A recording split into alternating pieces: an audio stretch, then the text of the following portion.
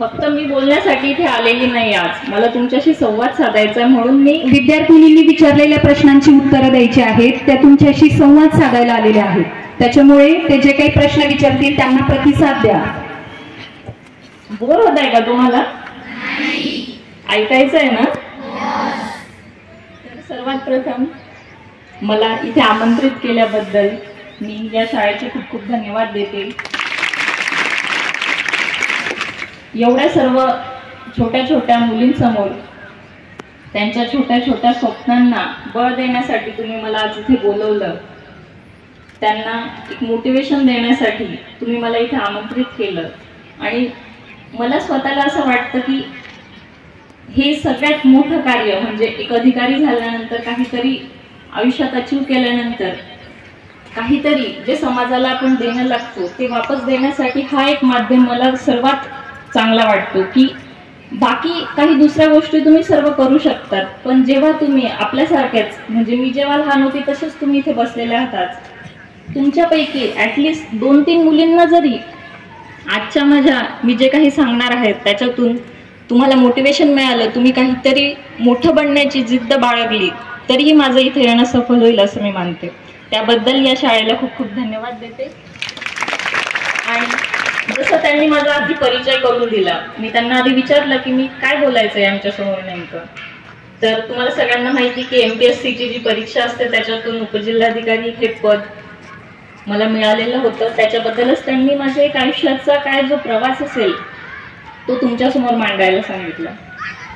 तर सगळ्यात पहिले जसं इंट्रोडक्शनमध्ये त्यांनी सांगितलं, तर माझं गाव हे वरठा म्हणून आहे, छत्रपती संभाजीनगर. माहिती जिल्हा? माहिती ना? तिथे एक सोयगाव म्हणून तालुका आहे, तिथलं एक छोटंसं गाव, एक 4-5 हजार लोकसंख्या असलेलं वरठाण हे गाव आहे माझं. तिथे 1ली ते 4थी पर्यंत जिल्हा परिषदेची प्राथमिक शाळा होती. तिथे 1ली ते 4थी पर्यंतचं शिक्षण झालं. तुम्ही जसे शिकले असतील की एकाच वर्गामध्ये एकच शिक्षक 1ली ते 4थी पर्यंत मला त्यांनीच शिकवलेलं आहे, दुसरं कोणीही वेगळा सब्जेक्ट शिकवायला नाही. अशा परिस्थितीत 1ली ते 4थीचं शिक्षण पार पाडलं. त्याच्यानंतर काय करायचं, तर जसं आता तुमची ही रयतची शाळा आहे, कर्मवीर भाऊसाहेब पाटलांनी इथे रयतच्या ज्या शाळा काढल्या, तसंच मराठवाड्यामध्ये गोविंदबाई श्रॉफ यांनी सरस्वती भुवन प्रशाला यांची स्थापना केली. आमच्या इथे जर म्हटलं, माझे जे गाव होतं तसेच अजून 10 ते 15 गावं मिळून जे मुलं होते ते त्या शाळेत शिकायला जायचे. माझ्या गावापासून एक 8 ते 10 किलोमीटरच्या अंतरावरती शाळा होती. जाण्यासाठी एकच माध्यम होतं, लाल बस. ST माहिती ना आपल्याला, लाल परी जिला म्हणतो. शाळा सकाळी 11 ते 4 असायची, पण ST फक्त 9:30 वाजताच असायची. तर सकाळी 9 वाजता आम्हाला घरातून निघावं लागायचं. ती ST पकडण्यासाठी आम्हाला जवळपास 1 किलोमीटर बाहेर पडावं लागायचं. माझ्या घरापासून ते डिस्टन्स होतं 1 किलोमीटर. ती ST पकडायची, त्याच्यामध्ये ही पूर्ण ती गच्च भरलेली, कारण मी तुम्हाला सांगितलं जवळपासच्या 10 ते 15 गावांमधून, अशा छोट्या छोट्या गावांमधून सर्व विद्यार्थी त्याच शाळेमध्ये शिकायला जायचे. मग त्या बसायला तर आजपर्यंत कधीच जागा मिळाली नव्हती, उभं राहणंही खूप महत्वाचं होतं तिथे. त्या बसमधून जायचं, सकाळी 10लाच पोहोचायचं, 10 ते 11 काय जो अभ्यास असेल थोडा करायचा. 11ला शाळा सुरू व्हायची. 11 ते 4ची शाळा संपली की नंतर येताना फक्त एकच बस 4:30 वाजता. ती जर मिळाली नाही तर संध्याकाळी 7 वाजता. मग म्हणजे पार जीवाची झुंज लढून आम्ही त्या बसमध्ये बसायचो. अक्षरशः मला तर आठवतं आता तुम्हाला सांगताना की लटकून सुद्धा आम्ही त्या बसमध्ये गावापर्यंत गेलेलो आहे. एवढी कठीण तेव्हा परिस्थिती होती. आणि सगळ्यात महत्वाचं, तेव्हा पहिलेसारखं असं की आता मी बऱ्याच ठिकाणी बघते की मुलांची शाळा 5 किलोमीटर असेल, 10 किलोमीटर असेल, घेण्याला गाड्या येतात, सोडायला गाड्या येतात. तेव्हा तशी परिस्थिती नव्हती. छोटंसं गाव होतं. माझं कुटुंबीयही सर्वसाधारणच, माझे वडील शेतीच करतात. आम्ही 3 भाऊ बहीण आहोत. सर्वजण त्याच शाळेमध्ये शिकलेलो, सर्वांनी तसंच प्रवास केलेला. माझ्या वडिलांनी सुद्धा त्याच शाळेत शिक्षण घेतलेलं. तेव्हा त्यांच्या काळात तर ते पायी पायी जायचे 8 किलोमीटर. आमच्या काळात तेवढी तरी सुविधा होती, हेच आम्हाला मोठं वाटायचं. बसेसला येण्या जाण्यासाठी पास असायच्या फ्रीमध्ये मुलींसाठी. ती खूप महत्वाची गोष्ट होती. त्या एका गोष्टीमुळे, मला आता असं वाटतं, त्या एका गोष्टीमुळे जवळपासच्या गावांमधल्या भरपूर विद्यार्थिनींनी शिक्षण ह्याच गोष्टीमुळे घेतलं की बसला फ्री पास होती, जाण्यासाठी तुम्हाला काही खर्च लागत नव्हता. अशा बऱ्याच विद्यार्थिनी शिकू शकल्या. त्यांच्यामुळे मी खूप त्यांच्याबद्दल ग्रॅटिट्यूड व्यक्त करते. तसंच अशा परिस्थितीमध्ये 5वी ते 10वीचं माझं शिक्षण पार पडलं. 10वी नंतर काय करायचं, पहिलेपासून मी हुशार होतेच, म्हणायला काही वावगं नाही, आता इथपर्यंत पोहोचली तर. पण माझी बहीण जी होती ती पहिली मुलगी होती माझ्या गावामधली की शिकण्यासाठी जी 11वी नंतर बाहेर पडली. कारण 10वी पर्यंत मुली शिकायच्या, पण त्याच्यानंतर काय करायचं हे बऱ्याच लोकांना माहीत नसायचं. ती पहिली मुलगी होती जी पॉलिटेक्निकसाठी बाहेर पडली. माझी जी आई होती तिचं योगदान खूप महत्त्वाचं आहे माझ्या आयुष्यामध्ये, कारण तिचं पहिलेपासून होतं की माझ्या मुलींनी खूप शिकलं पाहिजे. आणि त्याच गोष्टीसाठी, आणि जेव्हा सगळ्यांना घरातलं माहीत होतं की ही हुशार आहे, प्रत्येक वेळेस तिचा पहिला नंबरच येतो, तर ही पुढे काहीतरी करू शकते, तेव्हा त्यांनी मला 11वी 12वीला खूप लांब, म्हणजे माझ्यासाठी तेव्हा ते खूप लांब असं होतं, छत्रपती संभाजीनगर इथे शिकायला पाठवलं. घरापासून वेगळं राहण्याचं ते दुःख वेगळंच असतं, पण ते पार करत 11वी 12वीला तिथे अभ्यास केला. तिथेही सरस्वती भुवनचं जे कॉलेज होतं तिथेच मी होते, तिथल्याच हॉस्टेलला राहत होते. तिथे 11वी 12वी पार पडलं. त्याच्यानंतर काय करायचं, CET म्हणून होती आमच्या वेळेस, त्याच्यामधनं एक तर इंजिनिअरिंग किंवा डॉक्टर. आता सगळ्यात महत्त्वाचा मला तुम्हाला प्रश्न विचारावा वाटेल, ज्या 11वी 12वीच्या मुली आहेत की तुम्हाला मोठं होऊन काय बनायचंय. एखादी जरी मुलगी मला उत्तर बरं, कोणत्याही मुली असेल, अच्छा सांग तुला काय बनायचंय. सॉरी मला ऐकू नाही आलं, पुढे देऊन बोलली तरी चालेल.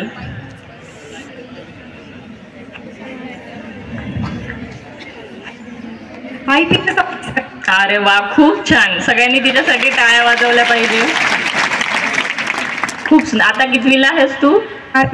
12वीला. याच्यानंतर पुढे काय करणार आहेस मग? कॉलेजमध्ये काही ठरवलं आहे की इंजिनिअरिंग करायचंय, आर्ट्स मध्येच करायचंय आणि त्याचा अभ्यास करायचाय म्हणून? खूप खूप तुला शुभेच्छा. कशासाठीही तुला मदत लागली तर तुम्हाला कॉन्टॅक्ट करू शकशील. Thank you madam. असं अजून कोणी आहे का जे व्हायचं असेल? असं नाही की तिने IPS सांगितलं तर तुम्ही IAS होणार असेल तरच उभं राहायचंय. तुमची जीही इच्छा असेल मनापासून, कारण कसं असतंय, प्रत्येकाची इच्छा वेगवेगळी असते, प्रत्येकाचं पॅशन वेगवेगळं असतंय. तुम्ही फक्त अधिकारी झालात किंवा कोणत्या मोठ्या पदापर्यंत पोहोचला तरच तुम्ही आयुष्यात सक्सेसफुल झाला असं नसतंय. तुम्हाला जी गोष्ट आवडती, कोणाला डॉक्टर व्हायचं असेल, लोकांची सेवा करायला आवडत असेल तर त्याच्यातही तुम्ही खूप मोठ्या योगदान या देशाला देऊ शकतात. किंवा कोणाला आवडत असेल की मला पेंटिंग आवडतं, मला पेंटर व्हायचंय, असे असू शकतात. तर ज्या आपल्या ह्या इच्छा असतात त्याच्यामध्ये आपण पुढे नेहमीच गेलं पाहिजे. जे पॅशन असतं आपलं त्याच्यामध्ये आपण नेहमी चांगली प्रगती करण्यासाठीच विचार केला पाहिजे आणि नेहमी सगळ्यात मोठं गोल अचीव करण्यासाठी आपण प्रयत्न केला पाहिजे. तर 11वी 12वी झाल्यानंतर मी इंजिनिअरिंगला ॲडमिशन घेतलं. आता जेव्हा तुम्ही, आता म्हणजे माझ्या काळाच्या वेळेस तर सांगते मी की जेव्हा मी हुशार होते सगळ्यांना माहित होतं, सगळेजण तेच म्हणायचं की तुला कलेक्टरच व्हायचं. हे प्रत्येक गावागावामध्ये असते. जोही कोणता मुलगा किंवा मुलगी हुशार असते त्यांना घरचे म्हणत असतात नाही तू मोठी होऊन कलेक्टरच होशील, असं होतं. तेव्हापासून माझं हे स्वप्न राहिलेलं होतं की मला सर्वजण म्हणायचे अरे नाही तू खूपच हुशार आहे, तू काहीतरी केलंच पाहिजे. तेव्हा मला स्वतःला माहित नव्हतं की IAS काय असते, IPS काय असते, हे नेमकं करतात काय, याबद्दल काहीच माहिती नव्हती. पण डोक्यात फक्त हा एकच विचार होता की काहीतरी करायचंय, हे जे काही कलेक्टर जे पद आहे ते मिळवायचं आहे असं ठरवलेलं. त्याच्यामुळे मी सगळ्यात पहिले तर याचा अभ्यास करण्यासाठी फर्ग्युसन कॉलेज आहे पुण्याचं, तिथे ॲडमिशन घेतलं. मी तेव्हा विचार केला की 3 वर्षाचा सोबतच अभ्यास करायचा, सोबतच UPSCचा अभ्यास करायचा आणि लगेच पहिल्या परीक्षेत पास होऊन जायचा असा विचार केला. पण नियतीचा काही वेगळाच खेळ असेल की CETतले मला ऑलरेडी खूप चांगले मार्क्स मिळालेले होते, त्याच्यामुळे मला महाराष्ट्रातलं टॉपचं गव्हर्नमेंट कॉलेज आहे COEP म्हणून, तिथे ॲडमिशन मिळालं. तर आता घरातले सगळे म्हणायला लागले की आता एवढं चांगलं कॉलेजमध्ये ॲडमिशन मिळालेलं आहे तर ते नाकारू नकोस म्हणून. मग मी तिथे COEPला ॲडमिशन घेतलं आणि पुढे हाही विचार केला की आता चला 4 वर्षचं इंजिनिअरिंग डिग्री असते ती झाल्यानंतर आपण अभ्यास करूया. कुठेतरी तेव्हा अशी खंत वाटायची की इंजिनिअरिंग केल्यानंतर 4 वर्ष वाया जातील, 4 वर्ष, कारण त्यांचा अभ्यास खूप अवघड असतो, पूर्ण वेळ मला तोच करावा लागेल आणि त्याच्यानंतर मग मला UPSCचा अभ्यास सुरू करावा लागेल असं वाटायचं. मग तेव्हा मी साईड बाय साईड UPSCचा अभ्यास सुरूही केलेला. फर्स्ट इयरला, सेकंड इयरला जेवढा वेळ मिळेल थोडा अभ्यास मी करायचे. त्याच्यानंतर 4थं वर्ष आलं, तोपर्यंत माझी मनाची परिस्थिती वेगळी बदललेली होती की आता एवढे 4 वर्ष तुम्ही घालवलेलं आहे तर काहीतरी जॉब केला पाहिजे, घरी काहीतरी मदत केली पाहिजे, असं प्रत्येक मुलीला वाटत असतं. म्हणजे मुलींच्या मानसिकतेतून मी जेव्हा गेलेली तेव्हा असं वाटतं की आपण आई वडिलांना जास्त खर्चात नाही पाडलं पाहिजे. आता एवढं माझं शिक्षण झालेलं आहे तर त्यांनी मला जी आतापर्यंत साथ दिली त्याच्यासाठी मी काहीतरी जॉब करायला पाहिजे आणि घरी काहीतरी मदत केली पाहिजे असं मला खूप वाटायचं मनामध्ये. पण नंतर घरच्यांनी मला साथ दिली. त्यांनी सांगितलं की नको, तू पहिले UPSCच कर. त्याच्यानंतर तो माझा UPSCचा प्रवास सुरू झाला. 2016 साली मी पासआउट झाले. त्याच्यानंतर UPSC अभ्यास सुरू करायचं ठरवलं. मग आता बाहेर विचारलं की याच्यासाठी क्लासेस वगैरे लावावे लागतात का. आता क्लासेस लावायचं तर त्यांची फी 1-1.5 लाख वगैरे एवढी होती. आधीच मी जॉब करत नव्हते, घरून तर पैसे मागायची इच्छा नव्हती. त्याच्यानंतर मग मी ठरवलं की नाही, मी जे करणार ते सेल्फ स्टडीज करणार. म्हणजे मला अजून सुद्धा आठवतं की जवळपास ऑगस्ट महिन्यामध्ये मी पुण्याला परत आले. मे मध्ये आमचा रिझल्ट लागला, ऑल क्लिअर झाले आणि ऑगस्टमध्ये परत पुण्याला आले की आता अभ्यास सुरू करूयात म्हणून की पुढच्या वर्षीची UPSCची परीक्षा देऊयात. तर मी असं बऱ्याच ठिकाणी म्हणजे जे माझे ओळखीचे होते त्यांना विचारायचे की अभ्यास कसा करायचा, काय करायचा, पण असं कोणालाही म्हणजे व्यवस्थित सांगता येत नव्हतं. तेव्हा मला खूप टेन्शन आलेलं की आता खरंच माझ्याकडनं सेल्फ स्टडी म्हणजे काही होईल का. आपण आता आजकाल जर बघितलं तर इंटरनेटवरती भरपूर ऑप्शन्स अवेलेबल असतात की आपण एका क्लिकवरती टाकलं की कोणाचं तरी गायडन्स वगैरे मिळतं. पण तेव्हाच्या काळामध्ये एवढे ते गायडन्सचे व्हिडिओ नसायचे आणि त्याच्यातून मला कळायचंच नाही. मला एका मुवमेंट नंतर म्हणजे जवळपास 15-20 दिवस मी असंच फिरत होते की गायडन्स कोणाकडून मला मिळेल का. आता मी तुम्हाला यासाठी ही गायडन्सची गोष्ट सांगते की आपल्या आयुष्यामध्ये एक लक्षात ठेवा, कोणता तरी एक गुरु आपला असलाच पाहिजे. त्या काळामध्ये असंच ठरवलं आणि तिथे सदाशिव पेठ म्हणून आहे पुण्यामध्ये, तिथे मी फिरत होते. इकडे कोणी माझ्या ओळखीचं भेटतंय का, त्यांच्याकडनं मी गायडन्स घेऊ शकते का. आणि माझ्या कॉलेजचीच मैत्रीण होती जी माझ्यासोबतच पासआउट झाली, ती मला भेटली की सायली तू इकडे काय करतेस. मग मी तिला सांगितलं की अगं मी UPSCचा अभ्यास सुरू केलेला आहे पण मी गायडन्ससाठी कोणी आहे का तसं विचारते आहे. मग ती म्हटली की मी इथे क्लास लावलेला आहे, ज्ञानप्रबोधिनी म्हणून तो क्लास होता. त्याची वर्षाची फी फक्त 13,000 होती. त्याच्यामध्ये फक्त ते शनिवार रविवार शिकवणार होते तिथे आणि बाकीचा वेळेस तुम्हाला ती लायब्ररी अभ्यासासाठी उपलब्ध असणार होती. मग मी तिला विचारलं की हा क्लास कसा आहे वगैरे, तर तो पुण्यामधला खूप चांगला क्लास होता. त्याच्यामध्ये आतापर्यंत IAS IPS 1995 पासून तो क्लास चालू होता आणि खूप चांगले अधिकारी त्या क्लासमधून झालेले होते आणि त्याची फी फार कमी असल्यामुळे मग मी ठरवलं की मी हा लावणार आहे. 13,000 म्हणून बाकीच्या ठिकाणी एवढे 1,00,000-1.5 लाख देण्यापेक्षा 13,000 रुपये देऊन इथे मी क्लास करू शकते असं ठरवलं. त्याच्यानंतर मी जेव्हा त्या क्लासमध्ये गेली, तिथले जे शिक्षक होते त्यांना भेटायला, तर त्यांनी पहिले भेटायला मला संधीच नाही दिली की आमचे ऑलरेडी ते तिथे पहिले परीक्षा घ्यायचे, इंटरव्ह्यू घ्यायचे आणि जे लोक सिलेक्ट होतील त्यांनाच फक्त ऍडमिशन द्यायचे. ती माझी पहिली पायरी होती. तिथे असताना ते मला पहिले भेटलेच नाही. मी परत 1 तास त्यांचा वेट केला, परत त्यांना विचारलं की सर आता अवेलेबल आहेत का, ते तेव्हाही नाही भेटले. मी जवळपास 4 ते 5 तास तिथेच बसून होती त्यांच्या पायऱ्यांवरती. म्हटलं आज तर मी सरांना भेटूनच जाणार आहे, कारण मला तेव्हा माहित होतं की बाहेर गायडन्स मिळणं इतकं सोपं नाहीये. मला त्याच्यासाठी काहीतरी एफर्ट्स घ्यावेच लागणार आहे आणि जिथे बेस्ट लोक आहेत तिथूनच मला घ्यायचं आहे. मी 5-6 तास तिथेच बसलेली होती. शेवटी सरांनी मला आत बोलवलं. त्यांनी मला विचारलं की आतापर्यंत काय काय केलेलं आहे, 10वीत किती पर्सेंटेज होते, 12वीत किती होते. आता सुदैवाने मला खूपच चांगले मार्क्स होतेच तेव्हा आणि COP म्हणजे खूप चांगल्या कॉलेजमधून इंजिनिअरिंग झालेलं आहे म्हणून त्यांना वाटलं की मुलगी हुशार असणार आहे. त्यांनी मला काही प्रश्न विचारले की आतापर्यंत काय अभ्यास केलेला आहे. मी तोपर्यंत थोडं भूगोल असेल आपला किंवा पॉलिटी असेल त्याचा अभ्यास केलेला होता, तर मी त्यांना ते उत्तरं दिले. मग त्यांनी मला परमिशन दिली की जरी तुझं आम्ही एक्झाम नसेल घेतलेली आणि इंटरव्ह्यू नसेल घेतलेला तरी पण तुला मी परमिशन देतो की तू आता बसू शकते. म्हणजे तो दिवस माझ्या आयुष्यातला टर्निंग पॉईंट मी म्हणेल. जर तेव्हा त्या दिवशी मी तिथे थांबली नसती आणि असंच बाहेर कुठेतरी फिरत कोणत्या तरी गायडन्सचा वेट करत राहिली असती तर मला नाही वाटत की मी आतापर्यंत इथे पोहोचली असते. त्याच्यानंतर माझं सुरू झालं तिथे शनिवार रविवार फक्त क्लास असायचा आणि बाकीचे दिवस अभ्यास करायचा. असा 1 वर्ष कंटिन्यू अभ्यास केला. पुढच्या UPSCच्या प्रिलिम्स असते त्याच्यासाठीचा. मी जवळपास तिथे अभ्यासाचा स्टॅमिना माझा भरपूर होता. 11वी-12वीला असतानाही मी 12-13 तास तर कंटिन्यू एका ठिकाणी बसूच शकायचे आणि ते खूप गरजेचंही होतं.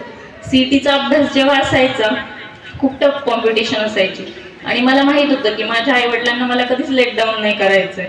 त्याच्यामुळे मला अभ्यासाचा स्टॅमिना आहे मला माहित होता. हा 1 वर्ष पूर्ण मी 13-14 तास कंटिन्यू बसून अभ्यास केलेला होता आणि एवढी कॉन्फिडंट होती मी की UPSC मध्ये तर मला आता पोस्ट मिळणारच आहे, कारण एवढा वेळ बसलेली आहे मी. आता दुसरं काहीच शक्य नाही की माझ्याकडनं ही एक्झाम पास होणार नाही. पण प्रिलिम्सचा दिवस आला. प्रिलिम्सच्या दिवशी पेपर दिला तेव्हाच मला कळून गेलं की माझ्याकडनं आता हे होणार नाही. त्याच्यानंतर आन्सर की आली, त्याच्यामध्ये मला काहीतरी एक 15 मार्क्स कमी पडत होते पास होण्यासाठी. तो दिवस मला अजूनही आठवतं, कारण मी कंटिन्यू पेपर झाल्यानंतर 3 तास फक्त रडत होती, कारण मला वाटलं की सगळं संपलेलं आहे. एवढा अभ्यासही करून माझ्याकडनं हे होत नसेल तर आता पुढे अजून मी वेगळं काय करू शकते. पण तो एक दिवस होता की जो मला रिअलाइज करायला मिळालं की ही फक्त हार्डवर्कची एक्झाम नाहीये, ही स्मार्ट वर्कची आहे. त्या दिवशी मी परत जोमाने अभ्यासाला लागली की आता काहीही झालं तरी मी दुसरा कोणताही विचार करणार नाही आणि हा अभ्यास करणारच आहे. ते UPSCचा म्हणजे UPSC ही परीक्षा अशी आहे की तुम्ही त्याच्यासाठी कितीही हार्डवर्क टाका, काहीही टाका, पण ती तुमची आयुष्याची परीक्षा एवढं लक्षात ठेवा. त्याच्यासाठी तुम्हाला जे लागतं, जो पेशन्स, सगळ्यात महत्त्वाचं UPSC काय करते, तुम्हाला पेशन्स शिकवते. जर पहिल्याच अटेम्प्टमध्ये मी ती परीक्षा पास झाली असती तर कदाचित मी एक वेगळी पर्सनॅलिटी आज असली असती. माझ्यात जे गुण डेव्हलप व्हायला हवे होते एक अधिकारी म्हणून, ते शायद तेव्हा डेव्हलप झालेले नव्हते, म्हणून ती परीक्षा मी पास झाली नाही असं मी म्हणते नेहमी. ती परीक्षा झाली, प्रिलिम्स झाली, पुन्हा मी जोमाने अभ्यासाला लागली. नंतर दुसरी प्रिलिम्स आली, तेव्हा माझ्या नशिबातच म्हणा की मला टायफॉइड झाला 2 महिने एक्झामच्या आधी. त्याच्यामुळे माझा कंप्लीट अभ्यास 2 महिने काहीच झाला नाही आणि मी घरीच होते. तेव्हाही मला वाटलं की आता पुढे काहीच होऊ शकलं नाही. मग मी एक स्टेप बॅक गेली. जसं मी तुम्हाला आधी सांगितलं की खूप मोठे ड्रीम्स तुम्ही बघा. जसं मी ड्रीम बघितलं होतं की मला कलेक्टरच व्हायचं आहे, पण तेव्हा मला रियालिटी जाणवली की मी एक स्टेप मागे यायला काही हरकत नाही. म्हणजे तुम्हाला मी याच्यासाठी सांगते की आयुष्यात कधीही ड्रीम्स ठेवताना मोठेच ठेवले पाहिजे. जर ते मोठे नाही मिळाले तर तुम्हाला त्याच्या मागचं जे काहीतरी असेल ते तरी मिळू शकतात. म्हणून ठेवतानाही ड्रीम नेहमी मोठेच ठेवले पाहिजे, त्याच्यापेक्षा थोडं कमी. कलेक्टर नाही झाली तर मी आता डेप्युटी कलेक्टर म्हणून आहे, पण या त्याच डिसिजनमुळे. कारण 2019 साली जी परीक्षा होणार होती त्याच्यामध्ये एक 40 जागा डेप्युटी कलेक्टरच्या निघाल्या आणि तेव्हाच माझ्या बरेच जे सर असतील किंवा माझ्या मैत्रिणी असतील त्यांनी मला सांगितलं की सायली जर हे होत नसेल तर तू MPSC द्यायला काही हरकत नाही. तेव्हा मला वाटायचं की मला कलेक्टर व्हायचं होतं आणि तरी मी आता असं मागे नाही जाऊ शकत, इतक्या लवकर मी मागे नाही फिरू शकत. पण तो एक डिसिजन होता, जो प्रॅक्टिकल डिसिजन होता आयुष्यामधला माझा, तो मी चॉईस केला. डिसेंबरमध्ये त्याचा फॉर्म भरला, पुढच्या फेब्रुवारीमध्ये त्याची प्रिलिम्स होती.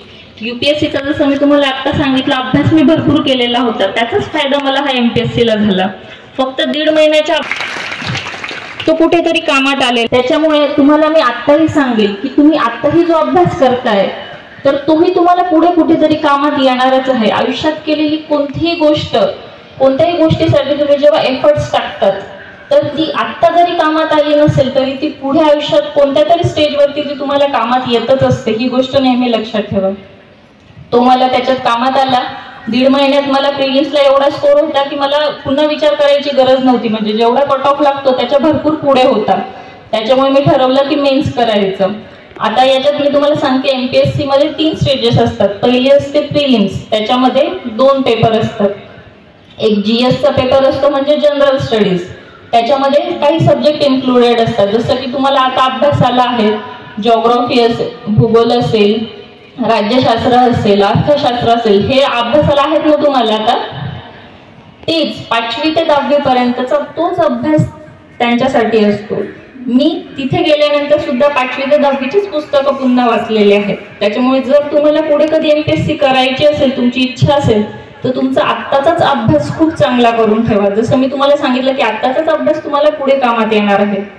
असा हा GSचा पेपर असतो. आणि दुसरा पेपर असतो तो CSATचा असतो. त्याच्यामध्ये मॅथ्सचे काही क्वेश्चन्स असतात किंवा तुम्हाला इंग्लिशमध्ये असतात बघा, पॅसेज असतात, त्याच्या खाली क्वेश्चन्स असतात, ते तुम्हाला सोडवावे लागतात. तसाच तो एक दुसरा पेपर असतो. ह्या दोघं पेपरचे मिळून 400 मार्क्स होतात आणि त्या 400 पैकी तुमचा काहीतरी कट ऑफ लागतो. तेवढे मार्क्स तुम्हाला पडणं अपेक्षित असते. अशी प्रिलिम्सची परीक्षा असते. नंतर प्रिलिम्सची परीक्षा झाल्यानंतर मेन्सची परीक्षा असते. मेन्स परीक्षा जर तुम्ही बघितली तर त्याच्यामध्ये 4 पेपर होते. जसं जनरल स्टडीजचं मी तुम्हाला सांगितलं की प्रिलिम्समध्ये सगळे सब्जेक्ट एकत्रित होते, तर ह्या मेन्समध्ये ते काय करतात की 2-2 सब्जेक्टचा एक पेपर ठेवतात. तर ह्या असा जनरल स्टडीजचे 4 पेपर आणि मराठी, इंग्लिश, ग्रामर तुम्ही आता सुद्धा अभ्यास करत असाल ना, तर तुम्हाला आता हे वाटतं काहीतरी 5 मार्कासाठी 10 मार्कासाठी असते, पण MPSCच्या परीक्षेमध्ये हे मराठी आणि इंग्लिश, ग्रामर खूप महत्वाचं ठरतं. याच्यासाठी तुम्हाला 100 मार्क्सचा स्पेशल पेपर असतो. म्हणजे जेवढा अभ्यास मी ग्रामरसाठी माझ्या 5वी ते 10वी पर्यंत केला नसेल, तेवढा जास्त अभ्यास मी फक्त याच्यासाठी केलेला होता, MPSC साठी.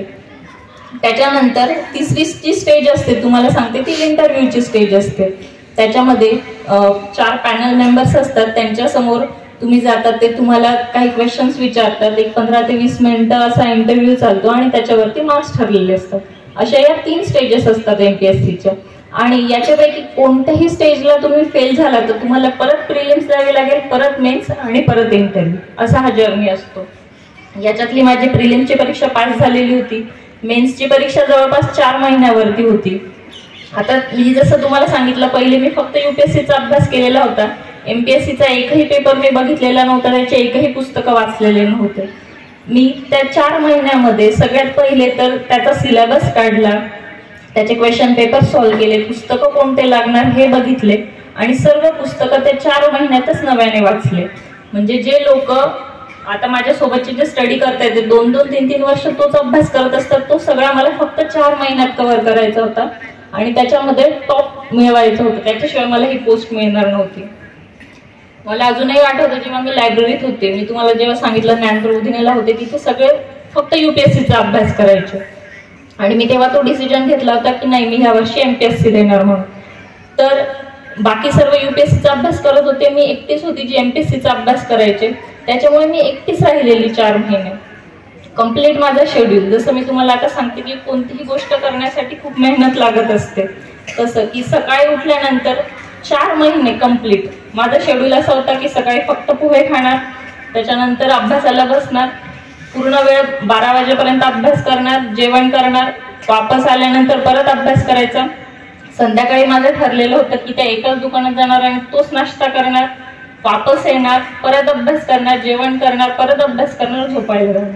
याच्या पलीकडे वेगळं मी त्या 4 महिन्यात काहीच नाही केलेलं आणि फक्त जेवढं सकाळचं मला आठवतं, मी 4 महिने कम्प्लीट फक्त पोहे खाल्ले होते आणि माझे 2 ड्रेस फिक्स होते, ते 2च ड्रेस मी घालायचे अजून बाकी. म्हणजे माझा फोकस इतका होता की मला दुसरा कोणत्याच गोष्टीचा विचार करायचा नव्हता त्या 4 महिन्यामध्ये, की मी कपडे उद्या कोणते घालू हा पण मला विचार करायला तेवढा वेळ जाऊ द्यायचा नव्हता, की मी नाश्त्याला आज हे नाही खात ते खाते असाही विचार करायला मला वेळ जाऊ द्यायचा नव्हता. म्हणून मी ते डिसाईड करून ठेवलं होतं की हेच करायचं, इथंच जायचं, असंच करायचं आणि पूर्ण वेळ फक्त अभ्यासात लक्ष घालायचं. कम्प्लीट 4 महिने तसं केल्यानंतर जो रिझल्ट आलेला आहे तो तुम्हाला आता सर्वांना माहितीच आहे. जून महिन्यामध्ये तेव्हा मेन्सची परीक्षा झाली, 4 पेपर झाले, त्याच्यानंतर इंटरव्ह्यू माझ्यासाठी सगळ्यात अवघड गोष्ट होती. आता मी जसं बघितलं की माई साहेबांवरती आपली जी मुलगी होती माहीम पठाण, किती छान भाषण केलं त्या मुलीने.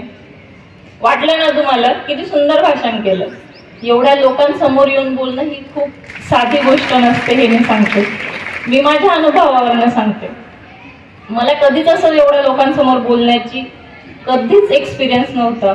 सगळ्यात पहिल्या वेळेस जेव्हा मी बोलली असेल 5वीत असताना, आता 5वीत जेव्हा तिथल्या टीचर्सला कळालं, मी नवीन शाळेत गेली होती, की ही मुलगी हुशार दिसते तर हिला आपण भाषण करायला सांगूया. त्यांनी मला भाषण करायला सांगितलं, मी लिहून वगैरे आणलं काहीतरी आणि आमची शाळा खूप मोठी होती ती. सगळे मुलं असेच बसलेले होते. मी भाषण करायला सुरुवात केली. पहिले फक्त 2 लाईन म्हटली, त्याच्यानंतर मला काहीच आठवलं आणि शेवटी शिक्षकांनी मला जागेवर नेऊन बसवलं. त्याच्यानंतर मी पुन्हा कधीच भाषण केलं. त्याच्यानंतर 7वीला असताना माझे वर्ग शिक्षक होते, ते म्हणाले, आणि माझं असं असायचं की मला लिहायला, मग आता जर मला भाषण नाही करतायत पण मला दुसऱ्या प्रत्येक कॉम्पिटिशनमध्ये भाग घ्यायला आवडायचं. निबंध स्पर्धेत, प्रत्येक निबंध स्पर्धेत मी भाग घ्यायची, खूप मोठं लिहायची, खूप भारी आणि प्रत्येक वेळेस प्राइज मिळवायची. पण भाषण करायचं माझ्याकडनं कधीच जमायचं नाही. मग माझे जे सर होते ते मला म्हणाले, नाही सायली, तुला यावेळेस भाषण करायचंच आहे, मी तुला लिहून देतो. त्यांनी मला लिहून दिलं. सोमवारचा दिवस होता ज्या दिवशी भाषण करायचं होतं सकाळी. मी रविवारी आजारीच पडले. त्याच्यानंतर माझ्या वर्ग शिक्षकांनी तो नाद सोडून दिला की हिच्या मागे काही लागण्यात अर्थ नाही. त्याच्यानंतर मला आठवतं, मी कॉलेजमध्ये एकदा भाषण केलं होतं फक्त. तेव्हा मला आठवतं की मी जवळपास 2 ते 3 दिवस कम्प्लीट एवढी प्रॅक्टिस केली की ते 5वीत जे माझ्यासोबत झालं होतं ते आता व्हायला नको म्हणून. तेव्हा मी पहिल्यांदा भाषण केलं. त्याच्यानंतर मला वाटलं की ठीक आहे, जमू शकतं काहीतरी. आणि त्याच्यानंतर आता जेव्हा सिलेक्शन झालं, प्रत्येक ठिकाणी आता बोलावंच लागतं. याला आता ऑप्शन्स नाहीये. जर तुम्हाला अधिकारी व्हायचं असेल तर हा जो एक गुण आहे भाषण करण्याचा लोकांसमोर, एवढ्या लोकांमध्ये, तो तुम्ही आत्तापासून तयारी करा. आणि त्याच्यानंतर मला हे जाणवलं की कोणतीही गोष्ट असते ना जी तुम्हाला जमत नसते, तर असं कधीच नसतं की तुम्हाला ती जमत नसते. तुम्हाला फक्त त्याच्यासाठी थोडे एफर्ट्स घ्यावे लागतात. तुमच्यामधले काही विद्यार्थी असतात ते की बिलकुल घाबरत नाही आणि एवढ्या लोकांसमोर बोलू शकतात, हा त्यांचा गुण आहे. तुमच्यातले काही विद्यार्थी असेल की ते स्पोर्ट्समध्ये खूप चांगले असतात, तर तो त्यांचा गुण आहे. असं प्रत्येकाकडे वेगवेगळे गुण असतात आणि तुमच्यामध्ये तो गुण नाही असं कधीच नसतं. त्याच्यासाठी फक्त तुम्हाला प्रॅक्टिस करावी लागते. ती प्रॅक्टिस जर तुम्ही करत असाल आणि त्याच्यासाठी तेवढे एफर्ट्स घेत असाल तर तुमच्यातही तो गुण येऊ शकतो, एवढं लक्षात ठेवा फक्त. याच्यानंतर आता इंटरव्ह्यूचा विषय चालला होता आपला. इंटरव्ह्यू मध्येही जून महिन्यानंतर, जूनमध्ये जेव्हा मेन्सची परीक्षा झाली, नंतर कम्प्लीट इंटरव्ह्यूचा अभ्यास सुरू केला. त्याच्यानंतर मी तुम्हाला जसं सांगितलं की मला असं इंटरव्ह्यू देण्यातही खूप भीती वाटायची. त्याच्यासाठी मी काय केलं असेल तर मी जेवढे शक्य आहे तेवढे इंटरव्ह्यू दिले. तिथे वेगवेगळे क्लासेस असतात, ते आपले इंटरव्ह्यू घेतात आणि मग आपल्याला ती मदत होते की काय अभ्यास करायचा काय नाही याच्यासाठी. मी जवळपास 10 ते 12 इंटरव्ह्यू दिले. काही टीचर्स होते त्यांनी मला खूप हेल्प केली की कंटिन्यू त्यांनी माझे 4-5 इंटरव्ह्यू घेतले की हिच्या मनातून ही भीती जावी म्हणून. आणि सगळ्यात महत्वाची गोष्ट म्हणजे ज्या दिवशी माझा इंटरव्ह्यू होता त्या दिवशी बाकी सर्वांचे इंटरव्ह्यू फक्त 7 ते 8 मिनिटात संपले आणि माझा एकटीचा इंटरव्ह्यू होता जो 20 मिनिटं चालला. कारण मे बी त्यांना काहीतरी आवडलं असेल माझ्यामधलं म्हणून माझ्याशी एवढा वेळ बोलले. तो माझ्यासाठी सगळ्यात सक्सेसफुल मुवमेंट होता की जेव्हा मी इंटरव्ह्यूला एवढी घाबरायची, तो माझा इंटरव्ह्यू इतका वेळ चालला आणि बाकीच्या सगळ्यांपेक्षा जास्त मार्क्स मला त्या इंटरव्ह्यूमध्ये पडले. तेव्हाच मी ठरवलं की कोणतीही गोष्ट असेल ती फक्त आपल्या मनात जी भीती असते ती काढायला फक्त प्रॅक्टिस लागते, दुसरं काहीही त्याच्यावरती ऑप्शन नसतं.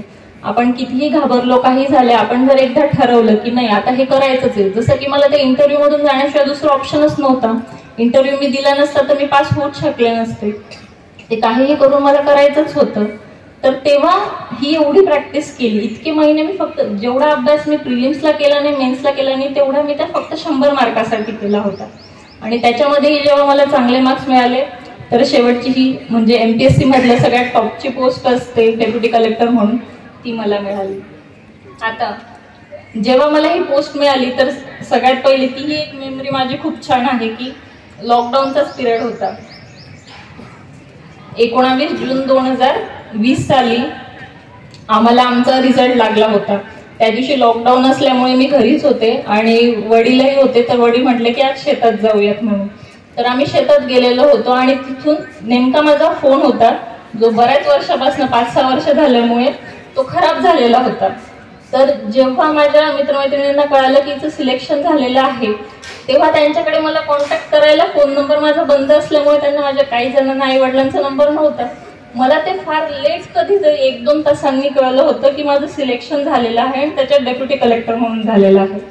असा तो दिवस खूप खूप सुंदर त्याची मेमरी असते. तुम्हाला मी याच्यासाठी सांगते की त्या दिवशीचं म्हणजे मला रात्री झोपच लागत नव्हती. मला असं वाटायचं की जर मी झोपली आणि उद्या सकाळी उठल्यावरती मला असं जाणवलं की आता नाही, हे सगळं कालचं रात्रीचं स्वप्न होतं. तर इतकी सुंदर ती मेमरी होती की मला झोपच यायची नाही. मी रात्रभर जागी होती. भेटायला येणारे वगैरे भरपूर होते. दिवसभर त्यांचं जवळपास 8-10 दिवस कंप्लीट माझ्या घरी गर्दीच असायची. सर्वजण भेटायला यायचे, बुके देऊन जायचे. जे शाळेचे टीचर्स होते, जे आसपासचे सर्व नागरिक होते, ते सर्वजण भेटायला आलेले होते. इतकं सुंदर आपल्या आई वडिलांच्या चेहऱ्यावरती ते सुख बघण्याचं म्हणजे त्याच्याशिवाय दुसरं काहीच सुंदर या जगात नाही, मला असं वाटतं.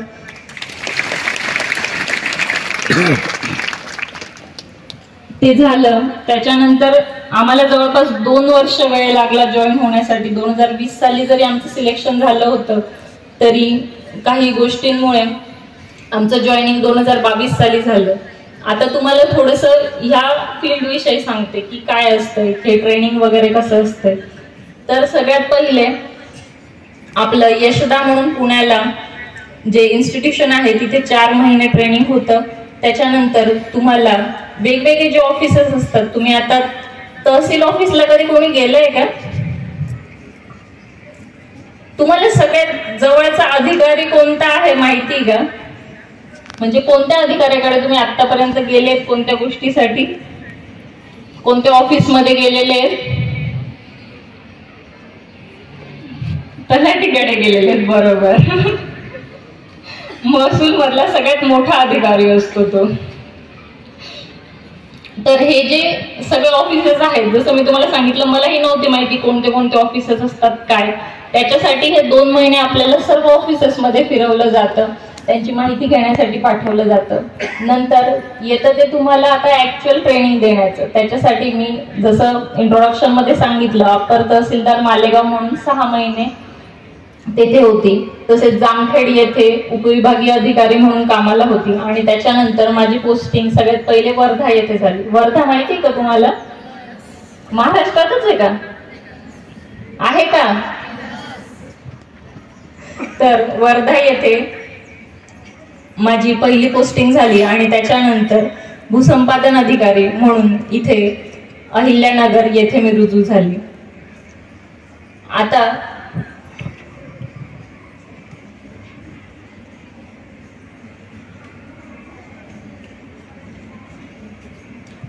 एवढी माझी जर्नी सांगितल्यावरती तुम्हाला काही 2-3 गोष्टी मी सांगू इच्छिते. त्याच्यामध्ये सगळ्यात पहिले तर याच्यापैकी किती लोक असे आहेत की जे पुस्तकं वाचतात? बरं, कोणीतरी एक जण सांगू शकेल का मला की मला हे पुस्तक खूप आवडतं म्हणून? अभ्यासाचे पुस्तकं सांगायचे नाहीत. मला 5वीचं भूगोलचं पुस्तक खूप आवडतं असं कोणीही सांगायचं नाही. मागे एक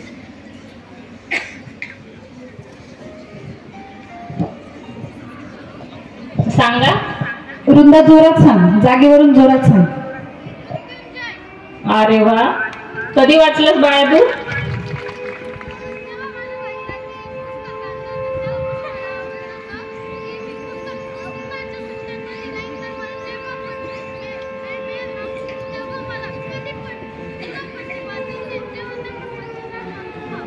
अरे वा, खूप छान. त्याच्यानंतर अजून पुस्तकं वाचलेस की नाही? मग वाचते ना नेहमी. अजून कोण कोण सांगताय सांगा. गोष्टीचे पुस्तकं आवडतात, खूप छान. अजून खूप सुंदर पुस्तक आहे. अजून कोणी सांगेल?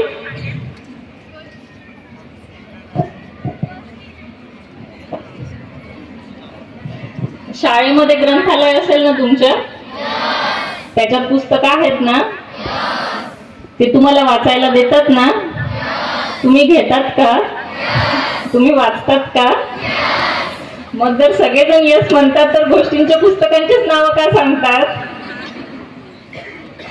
तर पुस्तकं वाचणं हे सगळ्यात महत्वाचं आहे. म्हणजे तुमच्या वयातल्या मुलींना मी सांगते की ठीक आहे, तुम्हाला मोठे मोठे पुस्तकं नसेल वाचायला आवडत, तुम्हाला वाटत असेल एवढा वेळ काय वाचायचं, गोष्टीच्या पुस्तकापासूनच सुरू करा. 1 पुस्तक वाचा, 2 पुस्तकं वाचा. जोपर्यंत तुम्हाला इंटरेस्ट येत नाही तोपर्यंत ते पुस्तकं वाचा. त्याच्यानंतर आयुष्यात प्रत्येक वेळेस तुम्हाला वेगवेगळ्या पुस्तकांची गरज पडते. जेव्हा मी तुम्हाला सांगितलं की आयुष्यामध्ये नेहमी एक गुरु असायलाच पाहिजे, पण प्रत्येक वेळेस तुम्हाला भेटेलच आणि तुमच्या ज्या आयुष्यातली सिच्युएशन आहे त्याच्यामध्ये त्यातलाच एक्सपर्ट भेटेल असं शक्य होत नाही. तेव्हा तुम्हाला कोण मदत करतात? तर हे पुस्तकच मदत करतात. तुम्ही आता सुरू केलं जसं तिने मृत्युंजय वाचलं, तसे हे जे कादंबरी आहेत त्या तुम्ही वाचायला सुरुवात करा. त्याच्यामधून तुम्हाला इंटरेस्ट यायला येतो आणि तुम्हाला नंतर जाणवायला लागतं की छोटे छोटे पुस्तक पण तुम्हाला किती मोठ्या मोठ्या गोष्टी शिकवत असतात. आणि एक पुस्तक असं असतं की ते एकदा वाचून कधीच चालत नाही, ते पुन्हा पुन्हा वाचायला लागतं. कारण की तुमची जी आपण म्हणू की मेंटल स्टेज असते, तुमची समजूतदारपणा जो असतो तो प्रत्येक काही वर्षांनी वाढत जातो. तर तेव्हा तुम्हाला त्या पुस्तकातून काहीतरी नवीन गोष्ट प्रत्येक वेळेस कळते. आता जर मला विचारलं तर सगळ्यात मला जे आवडतं पुस्तक आहे ते सिद्धार्थ म्हणून आहे. हे जे सिद्धार्थ पुस्तक आहे ते हर्मन हेसे हे जर्मन लेखक आहेत. त्यांनी अच्छा मुलींची शाळा म्हणून हसले, सरांचं नाव आहे का म्हणून हसले त्या. अच्छा सरांचं नाव आहे म्हणून हसले. ठीक आहे. ते जे पुस्तक आहे ते जर्मन लेखक, त्यांना नोबेल प्राइज माहिती आहे का तुम्हाला? त्यांना ते लिटरेचर मध्ये नोबेल प्राइज मिळालेला आहे. त्यांनी हे पुस्तक लिहिलेलं आहे सिद्धार्थ म्हणून. तुम्हाला जर कधी मिळालं तर नक्की वाचा, नाहीतर तुमच्या ग्रंथालयालाच मी एकदा भेट करते. खूपच एक सुंदर पुस्तक आहे. त्याच्यामध्ये त्यांनी सांगितलेल्या 3 गोष्टी आहेत, खूपच साध्या आहेत. त्याच्यामधला जो नायक आहे तो म्हणतो मला वाट पाहता येते, मला उपवास करता येतो आणि मला विचार करता येतो. किती साध्या गोष्टीत या 3 गोष्टींच्या आधारित तो आयुष्यात काहीही मिळवू शकतो, फक्त ह्या 3 गोष्टींच्या आधारित. आता तुम्हाला हे 3 गोष्टी ज्या आहेत, आता मी जसं सांगितलं की मला वाट पाहता येते, याचा अर्थ काय? वाट पाहता येते म्हणजे तुमच्यामध्ये पेशन्स आहे. म्हणजे कोणतीही गोष्ट असेल त्याच्यासाठी तुमची आज नाही झाली तर उद्या होईल, उद्या नाही झाली तर परवा होईल, परवा नाही झाली 1 वर्षांनी होईल, 2 वर्षांनी होईल. असं तुम्हाला जर वाट पाहता येत असेल आणि त्या एका गोष्टीसाठी तुम्हाला नेहमी मेहनत करता येत असेल, त्याला कन्सिस्टन्सी म्हणतो आपण, ती जर तुम्हाला ठेवता आली तर तुम्ही आयुष्यात काहीही मिळवू शकता. याच्यातून ही एक गोष्ट लक्षात ठेवायची. दुसरं काय आहे की मला उपवास करता येतो. आता उपवास करता येतो म्हणजे जसे आपले घरचे करतात, एकादशीने दुप्पट खाशी, तसं नाही बरं. याच्यामधून उपवास करणं म्हणजे तो असं म्हणतो की मला आज तुम्ही काहीच खायला नाही दिलं दिवसभर तरी चालेल, उद्या नाही दिलं तरी चालेल, परवा नाही दिलं तरी चालेल. याच्यातून तो काय सांगतो, माझ्या इच्छांवरती, माझ्या बॉडीवरती कंट्रोल आहे. म्हणजे मला आज नाही दिलं, आता जर तुम्हाला मी सकाळपासून काहीच खायला नाही दिलं, संध्याकाळपर्यंत तुमची चिडचिड सुरू होते, तुम्हाला काय करावं काहीच कळत नाही, रात्रीपर्यंत जेवायला नाही दिलं तुम्ही रडणार, काहीतरी करणार.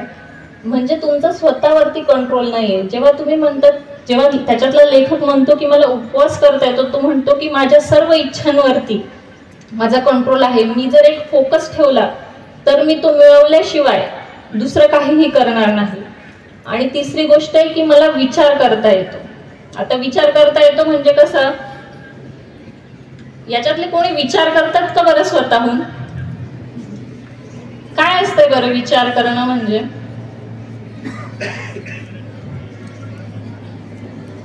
जेव्हा तुम्हाला शाळेत शिक्षक शिकवत असतात त्याच्यानंतर तुम्ही घरी जाऊन अभ्यास करतात, पुस्तक वाचून टाकतात आणि रट्टा मारून टाकतात, बरोबर? जेव्हा तुम्हाला शाळेत शिकवतात, त्यांनी एक चॅप्टर शिकवल्यानंतर घरी गेल्यानंतर तुम्ही त्याचं मनन करतात की काय शिकवलं होतं या धड्यामध्ये, त्याच्यातून नेमकं ज्याने तो धडा लिहिलेला आहे त्याला काय म्हणायचं आहे, त्याच्यातून काहीतरी दुसरा संदेश द्यायचा आहे का? किंवा तुम्ही एखादं हिस्ट्रीचं वाचत असेल तर तुम्ही असं रिलेट करतात बसल्या बसल्या की नाही आता या वेळेस ही घटना घडली, त्याच्यामुळे ती घडली, त्याच्यामुळे ती घडली, असं काहीतरी लॉजिक लावून तुम्ही स्वतःचा विचार करतात जे पुस्तकात लिहिलेलं नाहीये, पण तुम्ही त्याचं कन्क्लुजन काढतात. असा विचार करणं मी म्हणते. असं करता का तुम्ही कधी? नक्की करतात का? कारण ही सगळ्यात महत्वाची गोष्ट आहे आजच्या काळामध्ये. आजच्या काळामध्ये मला असं वाटतं की सगळ्यांनी विचार करण्याची क्षमताच हरवून बसलेली आहे. कारण आपल्या समोर काय असतोय, याच्यामध्ये काय असतंय, सोशल मीडिया. जेव्हाही आपल्याला कोणता शांत वेळ मिळेल तेव्हा मोबाईल काढणार, काहीतरी बघत बसणार आणि टाइम वाया घालवणार. आपण स्वतःशी संवाद करणं सोडून दिलेलं आहे. तो सगळ्यात महत्वाचा असतो. तशी विचार करण्याची क्षमता, म्हणजे कोणत्याही दोन गोष्टी तुम्ही पाहिल्या तर त्याला कोरिलेट करता आलं पाहिजे, किंवा कोणतीही गोष्ट असेल कशामुळे काय घडतं, कोणता एखादा रिझन असेल त्याचा तो इफेक्ट आहे, किंवा याच्यामुळे असं घडतं, असं काहीतरी वेगळा विचार करणं हे खूप गरजेचं असतं. याच्यासाठी जसं मी तुम्हाला सांगितलं, याच पद्धतीने अभ्यासही करणं खूप गरजेचं असतं. तसं या सिद्धार्थ पुस्तकामध्ये या 3 गोष्टी दिलेल्या आहेत. जर तुम्हाला विचार करता येत असेल, तुमचं स्वतःच्या बॉडीवरती, स्वतःच्या इच्छांवरती कंट्रोल असेल, आणि तिसरी कोणती गोष्ट होती,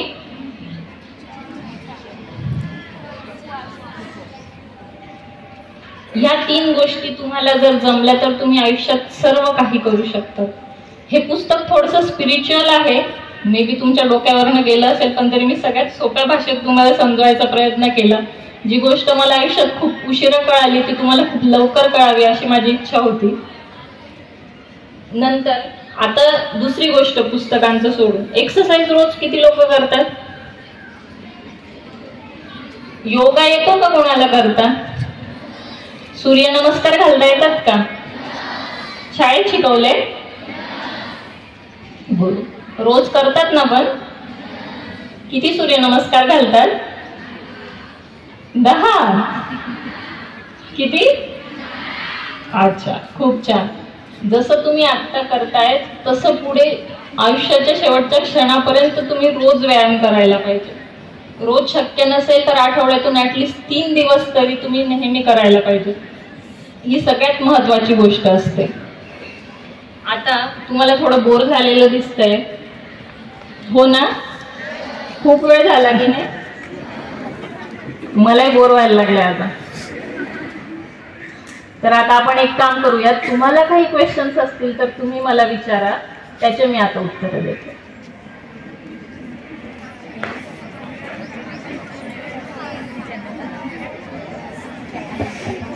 विद्यार्थी, प्रश्न तेव्हाच नसतात केव्हा एकतर तुम्हाला सगळं समजलेलं आहे, नाहीतर तुम्हाला काहीच समजलेलं नाही. मग मी आता काय समजावं?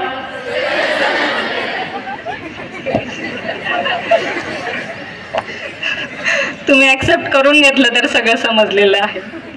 बरं, आता शेवटच्या फक्त मला 3 गोष्टी सांगा की तुम्हाला 3 गोष्टी काय करायच्या आहेत. मी जेवढा वेळ बोलली त्याच्यातून एक तर मी जे बोलली त्याच्यातून तिला काय कळालं. जसं मी तुम्हाला म्हटलं मला विचार करता येतो, तसं तुमच्यापैकी ज्याला विचार करता येत असेल ते मला सांगा. खूप साध्या गोष्टी सांगितल्या तरी चालेल. तेव्हा मी जसं सगळ्यात पहिल्यांदा तुम्हाला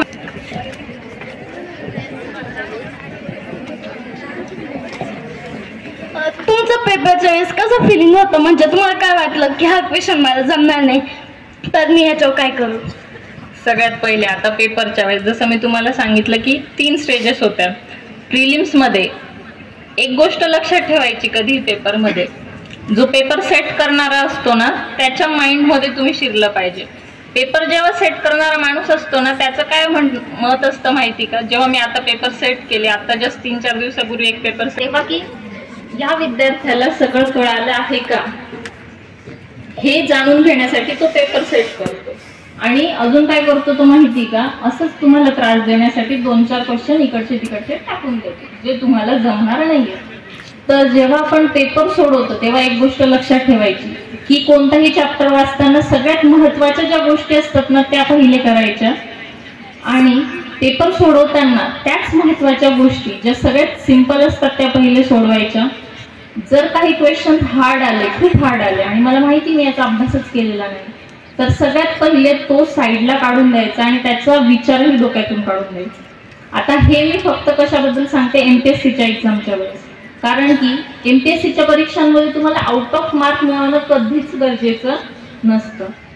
त्याचा जो कट ऑफ लागतो तो काहीतरी 100 पैकी 75-70 असाच लागणार आहे.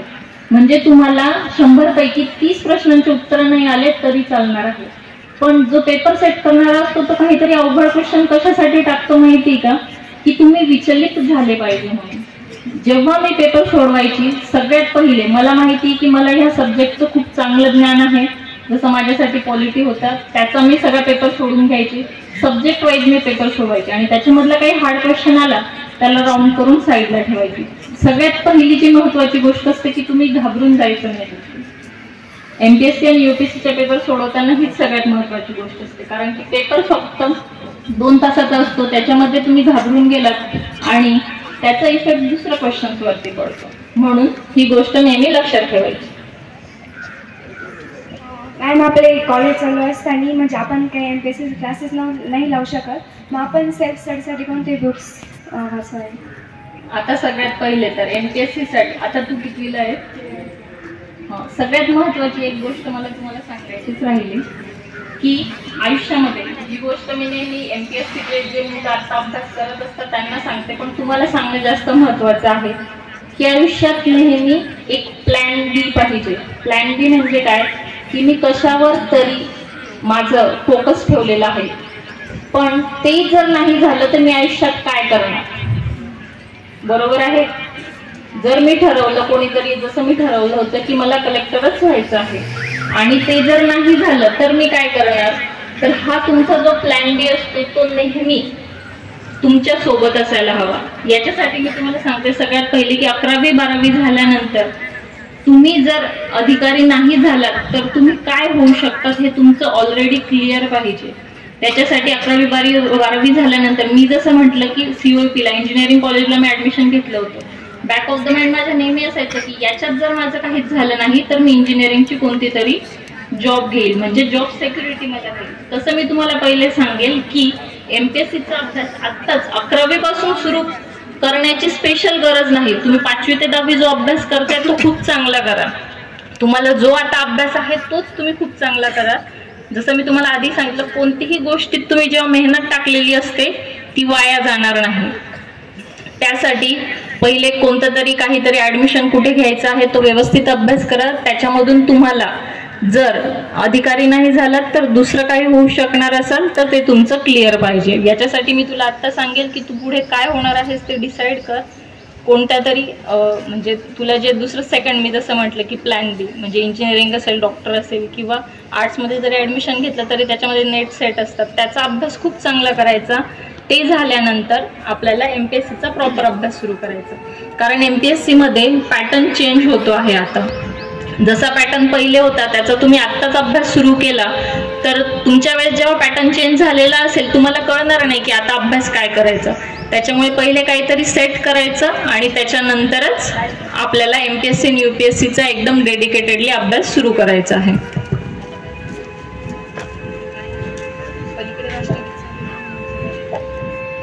काही अडचण असेल, MPSC UPSCच नाही आयुष्यातही दुसरं काय करायचं किंवा कोणतीही अडचण असेल तर तुम्ही मला कनेक्ट होऊ शकता.